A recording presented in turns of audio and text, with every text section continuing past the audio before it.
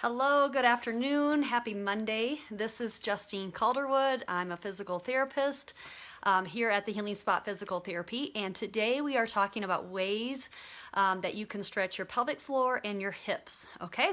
So I'm gonna start just talking a little bit, and then I'm gonna show you some things that you can be doing at home for yourself if you have tight hips, if you have some lower back pain, if you have pelvic floor dysfunction, if you have hip issues.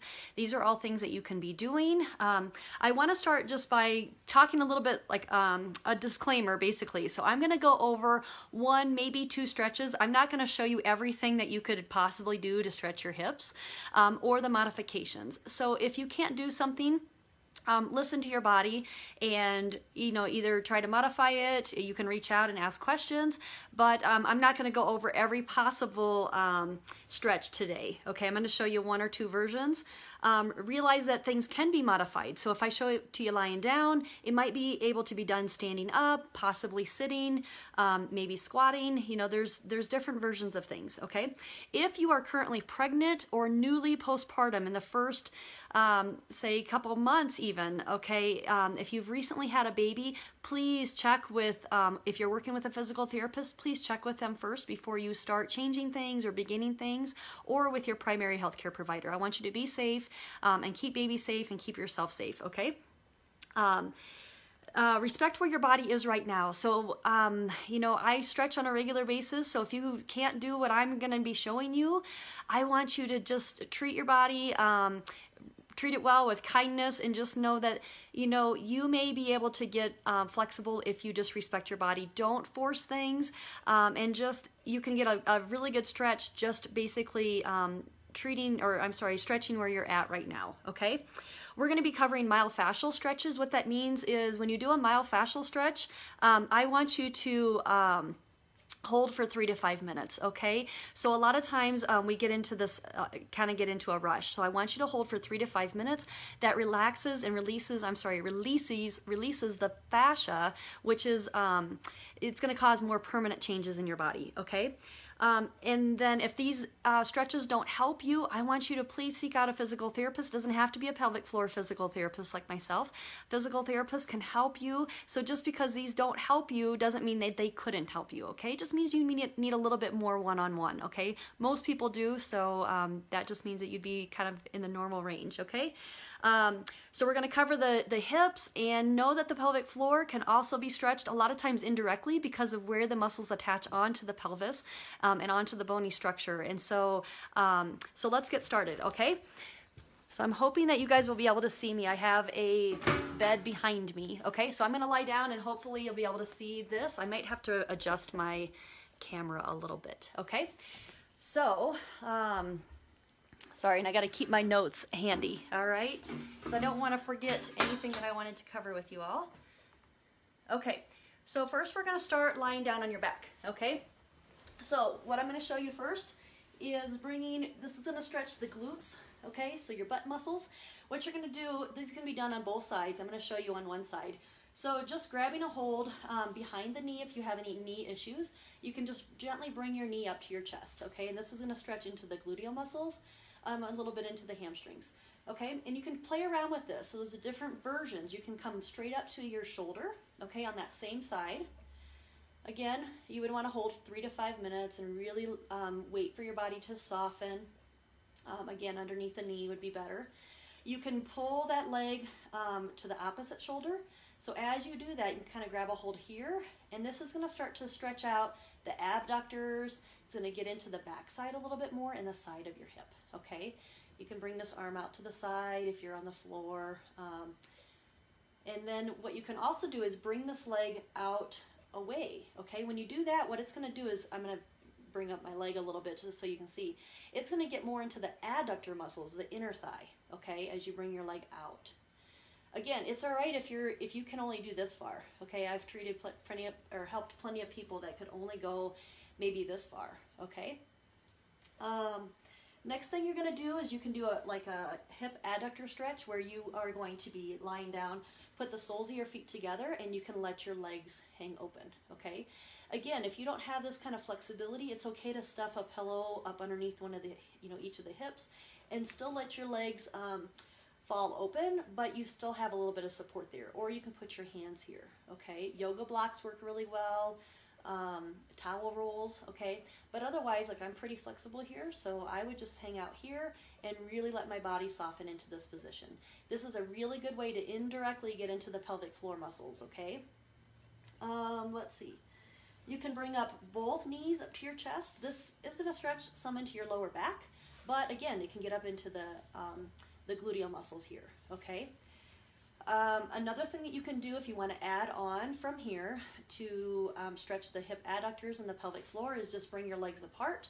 You can grab a hold of the soles of your feet. This is called Happy Baby if you do any kind of yoga. But you can hang out here for a little bit. It feels really good to kind of rock side to side, okay? So this is a good one to get, again, into the pelvic floor and the adductors. Piriformis, so a little bit deeper gluteal muscles, what you can do with that is come into, like, we call this figure of 4, okay?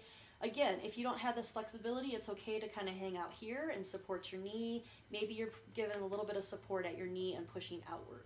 If you have enough flexibility to get to here and you're not feeling a whole lot, like right now I don't really feel a lot, so what I would do is just, we call this thread the needle, kind of go through the leg, up underneath the opposite knee, and I would use this elbow to kind of stabilize this knee out, and then I would just bring that left knee up towards my chest, okay?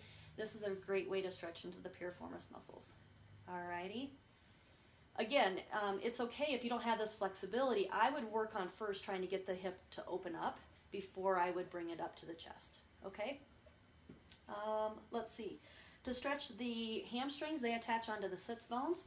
You can do, I would start with this, going back behind the knee, bring your leg up to about 90 degrees, okay? And then I would work on just kind of this pumping action, okay?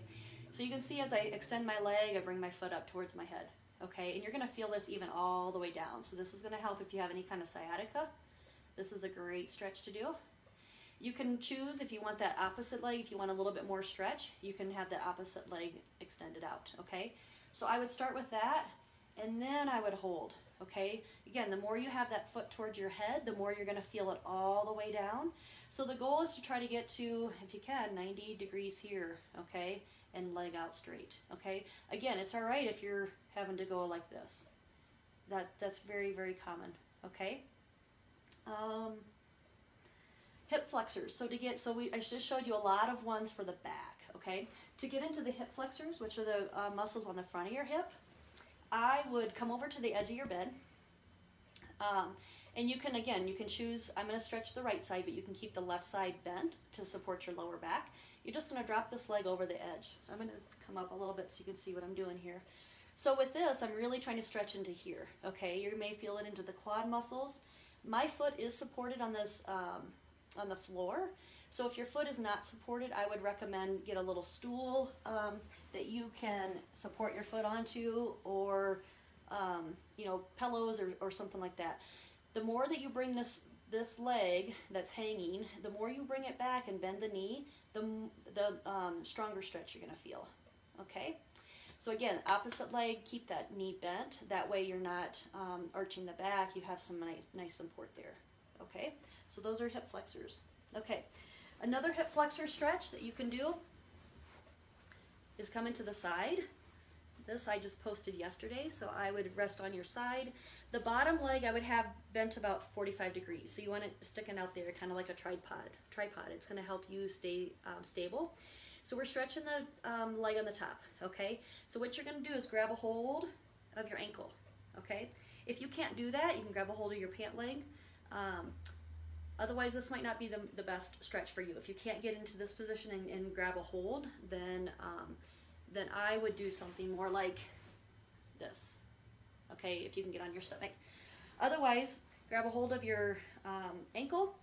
You're going to bend the knee. That's going to get the quad here on the front of your thigh to start to stretch, okay? To get into the hip flexors a little bit higher, you want to actually bring the leg behind you.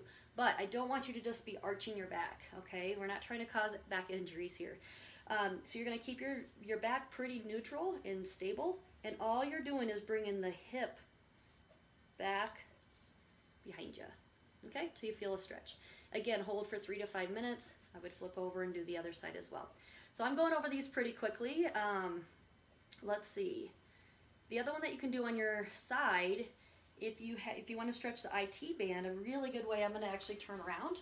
A really good way to stretch the IT band is to lie on your side towards the back edge of your bed and drop a leg down and reach up overhead. This is a really good one to get into the side of the hip here and even into the side of the trunk, into your rib cage, okay? All right.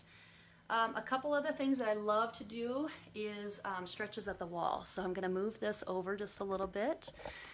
Sorry about that. Okay, and I'm gonna put my legs on the wall. This is going to show you kind of a modification to make things a little easier from what I showed you earlier.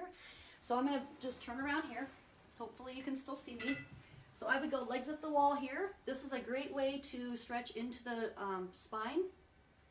It's okay if you don't have a lot of flexibility to be back here, okay?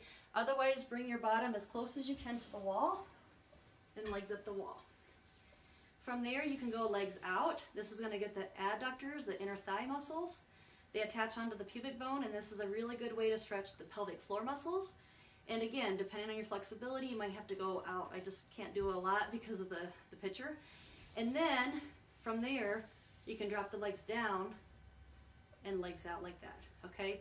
Again, you can support the legs here, or you can cause a little bit more stretch there. This gets into the adductors and the hip rotators. Okay, so that's about all I have for you all today.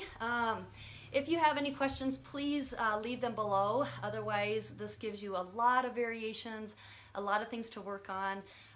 Don't feel like you have to do this all in one setting, because if you're holding 3 to 5 minutes and you do all the things that I just showed you, it's going to take you a while, okay? So when we do myofascial stretches, why don't you pick 1 or 2 to start with and see how you feel, okay? The thing about stretching the fascia and the soft connective tissue that covers everything is that, you know, doing a 3 or 5 minute stretch in one area may start to release other areas. And so I'm not saying that you have to do all of these stretches today or the first time you do them. Pick and choose and see which ones your body needs the most, okay? If you are local and you want to reach out to me and possibly do a discovery session, I offer those. It's just a one-on-one sit down with me to get your questions answered. I'd be happy to do that. You can do that on my website at healingspotpt.com. Otherwise, leave me any questions, comments below, and I will do my best to get back to you on that. Okay? Thanks for watching. Have a great week.